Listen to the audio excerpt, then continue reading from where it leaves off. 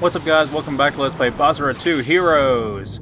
So, we should be able to fit two missions in the same video this time around, because the first part here is going to be just a straight-up boss fight against Masamune, and then we'll have a proper stage after that.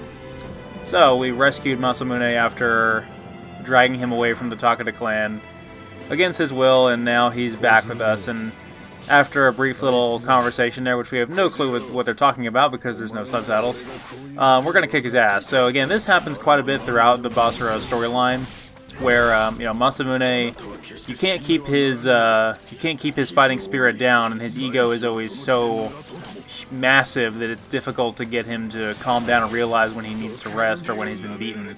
So Kojuro's, even though he might not be he might not have as much raw strength, his calm, collected, strategic cunning will win out in the end on a one-on-one fight when Masamune has lost his nerve.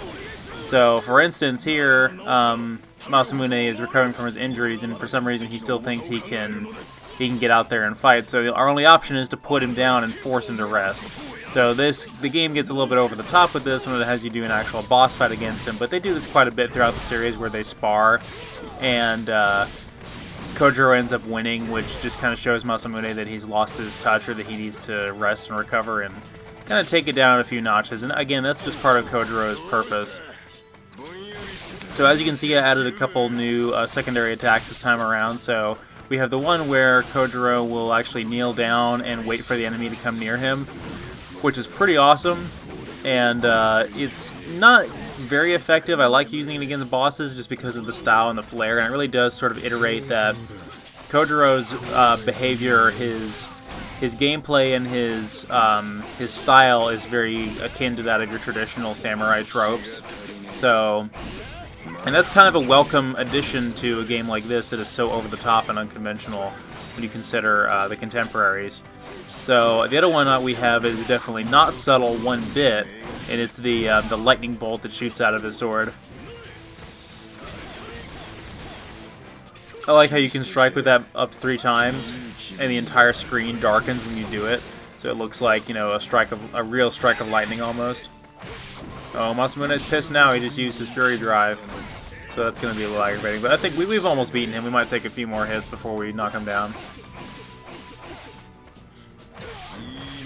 So if you'll notice here, Masamune does not have his Dragon Claws right now.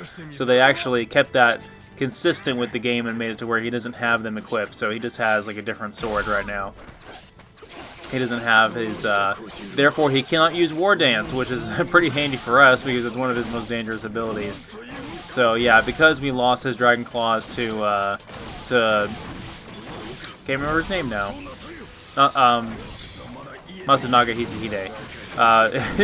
He is one of the hardest names for me to remember in Basara, and when I usually remember, it's usually one of those Mark Zuckerberg type scenarios where I'm just like, Matsunaga Hisahide! and just scream it out loud. So he can still use Magnum Step, and he can use Hell's Dragon as well and send his own lightning bolt at us. But two can play at that game. We'll tell him to sit down. Man, his Fury Drive gauge is filled up pretty fast compared to ours. He really can't use his Basara attack because, I mean, his gauge will still fill up, but he can't use it the same way we could because, well, he doesn't have his other sword, so it makes sense. But again, he just will not give in. After we knock him down, we have to knock him down again. So, but this is not especially challenging. It is a nice change of pace with this campaign, though. Like, this campaign really does have, like, specific missions with different objectives that are not just complete the stage as you would normally. Because, you know, Basara 1 didn't really have a proper story mode. It just had the Conquest mode, which, you know, pick a character and conquer the warring states as that character. And the matches could be random, and that's where you really got your replay value out of. The second game added actual story missions for each individual character, and this game really does expound upon that because you're able to have missions with some differing objectives. Like this one is just a boss fight against Masamune with some unique characteristics, like having to fight him twice, as opposed to just once and then it's done. I'm really looking forward to meeting more Sengoku Basara cosplayers at cons coming up. I mean, the fandom has been very inactive, as you guys can tell from my minimal success with these Let's Play series. But I'm definitely looking forward to bringing back my Kojuro cosplay. I've only worn it a couple of times now. I've worn it at MomoCon 2015 and 16, and then AWA 2015 as well. And that's really about it. I haven't really worn it much else aside from that one because I've got to repair some of the props. Like his chest armor broke on me at MomoCon last year, so I need to actually go ahead and make an entirely new one from scratch. But first, before I do that, I'm going to be working on some other cosplay stuff, so I think I want to make the armor for Har from Fire Emblem Radiant Dawn, and that'll be my next major cosplay, and then I'll get around to repairing Kojuro's armor. Alright, so before I forget, I actually need to equip him with some items. We have all these nice items, and I haven't bothered to actually equip them on him. So again, really I only equip the ones that give him stat boosts, because I really can't tell what the other ones do. I'm sure I could find a translation guide somewhere online, but honestly, I don't want to equip anything that's going to make the game even more unbalanced as it is, because I'd rather just have the raw vanilla stats and leave the rest up to skill and reflexes. And hopefully that'll be true for the majority of the other Musou games that I will Let's Play, but all of these Musou games, you know, from the Berserk game, Dragon Quest Heroes, all of those have these upgrades. Dragon Quest Heroes is pretty in-depth because of its RPG heritage. It kind of has to have some stat increases and upgrades and things like that, which it does have, so I'll try to be as strategic about that as possible, but again, that Let's Play is definitely more than I bargained for, and it's going to take a while before I'm fully prepared for that.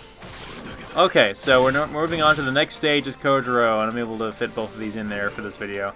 This time we're going to be going up against Kotaro Fuma, the ninja from earlier, so we are going to be using the dash, the sort of lightning dash ability we had in the first stage as Kojuro, and we're also going to have my other favorite secondary move, which is where he strikes one of his swords into the ground and then just starts fighting dirty, and it's awesome. It's one of the most awesome characteristics about Kojuro. You see his hair, which is normally slicked back, a portion of it falls forward and gets in his face, and he just gets really angry. So it's like that cunning, tactile strategist all of a sudden just loses his cool and just becomes a berserker, and it's awesome. There's a good look at it right there. You can see his hair falls in his face, and he starts dragging the sword through the dirt and cutting, leaving a line in the sand as he goes. And then when you notice that he's left-handed, first of all, you can tell that by where his swords are placed on his side and how they're overlapping each other, which is honestly a little bit maybe anachronistic because the sword that is on, because they're one on top of the other, one of them is facing up, which would make it more difficult to draw, especially if that's the primary one that he draws from. It would be more difficult than the one that's facing down, just based on how you properly wear a sword. You know, this is stuff I had to research for the cosplay. But yeah, I just love that he like punches, kicks, and headbutts dudes, and you see him do this in the anime as well at the end of Season 2, when after being held captive by Takanaka Hanbei for the entire season almost, Kojuro gets his moment of badass, which completely makes up for the fact that he was basically MIA for the rest of the season, and just lets him go completely full ham on Hanbei and his army. So you see him just get angry and start punching dudes like this, and of course he doesn't have his actual sword because Masamune has it. Masamune needed it in order to fight Hideyoshi. So Kojuro just has somebody else's sword, and he just kind of, you know, making things happen. And such was the demise of Takanaka Hanbei in the anime. Now, however, he had a much different ending here in the games, which I will not spoil because we'll be coming up on Basara 3 before you know it. So, alright, so these guys are sort of elite soldiers from... I don't think they're part of the ninja corps that belongs to Kotaro Fuma, but I think they have to do with Matsunaga Hisahide's army. They're quite tough, and they have large, like massive two-handed swords. And but we should be able to just savage them in a corner like this, like Kojuro's good at.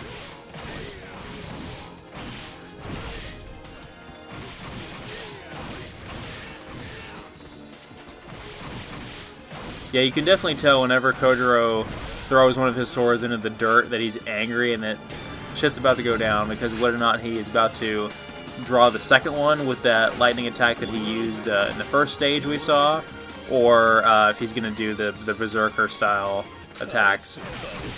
Now, it's almost like Kojuro's equivalent to War Dance, because when he does that, it causes it stays that way until he gets hit. So you can use that, like I'll use it right here in front of these guys, and then I'll have to reestablish it because I got hit. So we'll come up on these guys, and the initial lightning strike from striking the dirt like that will stun enemies, so you may want to just hit triangle again in order to cause that effect, and then just start going ham on those guys. So again, it pretty much lasts forever, except for the fact that, well, I'll take it back. It doesn't last completely forever, but it lasts a long time. It doesn't last quite as long as War Dance does. War Dance is probably a little bit better. But it definitely is a nice sort of equivalent for Kojuro, because him and Masamune do have some similarities, at least in their fighting style.